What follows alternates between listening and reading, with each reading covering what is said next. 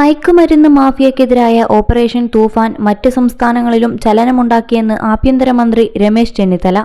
മറ്റ് ഡിജിപിമാർ ഇക്കാര്യം യോഗത്തിൽ പറഞ്ഞു. തൂഫാൻ ഏകോപിപ്പിക്കാൻ ദക്ഷിണേന്ത്യൻ സംസ്ഥാനങ്ങളിൽ SP റാങ്കിൽ ഒരു നോഡൽ ഓഫീസറെ നിയമിക്കുമെന്നും രമേശ് ചെന്നിത്തല പറഞ്ഞു. തിരുവനന്തപുരം പോലീസ് ആസ്ഥാനത്ത് നടന്ന ദക്ഷിണേന്ത്യൻ ഡിജിപിമാരുടെ യോഗത്തിന് ശേഷം മാധ്യമങ്ങളോട് സംസാരിക്കുകയായിരുന്നു ആഭ്യന്തരമന്ത്രി.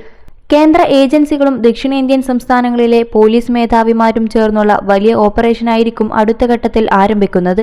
കേരളത്തിലേക്ക് മയക്കുമരുന്ന് കടന്നുവരുന്നതിനുള്ള സാഹചര്യങ്ങൾ പൂർണ്ണമായി ഇല്ലാതാക്കാനാണ് ലക്ഷ്യം.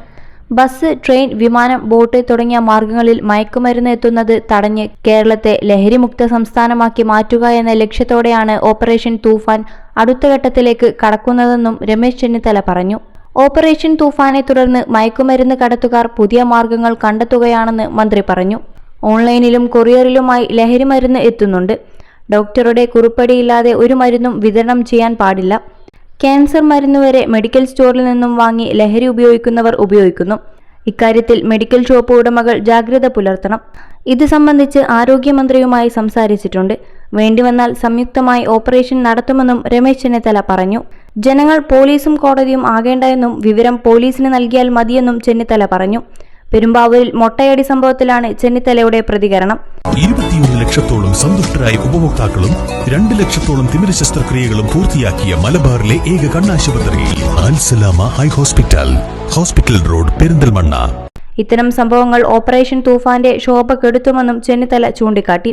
തിരുവനന്തപുരം, കൊച്ചി എന്നിവിടങ്ങളിൽ പുതിയ NDPS കോടതികൾ ആരംഭിക്കുമെന്നും 10 കോടതികൾക്ക് കേന്ദ്ര സർക്കാർ അംഗീകാരം നൽകിയിട്ടുണ്ടെന്നും ചെന്നിത്തല അറിയിച്ചു.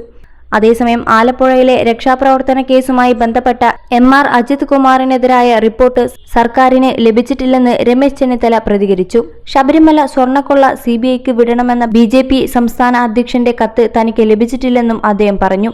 ശബരിമല ചീഫ് പോലീസ് കോർഡിനേറ്ററായി ADGP P. വിജയൻ IPSനെ നിയമിച്ചതായും ആഭ്യന്തരമന്ത്രി രമേശ് ചെന്നിത്തല അറിയിച്ചു.